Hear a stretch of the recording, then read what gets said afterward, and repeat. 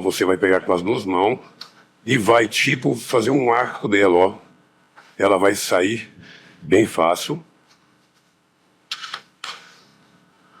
Primeira gaveta, basta puxar, levantar um pouquinho que ela já vai sair. Segunda gaveta, basta puxar, ela vai sair já com as formas de gelo. Beleza, vamos ter acesso agora aqui, né, ao freezer, lá dentro que é o evaporador. Tira essas duas pecinhas brancas, você tem acesso a 2 parafusos Phillips. Tá tirando aqui.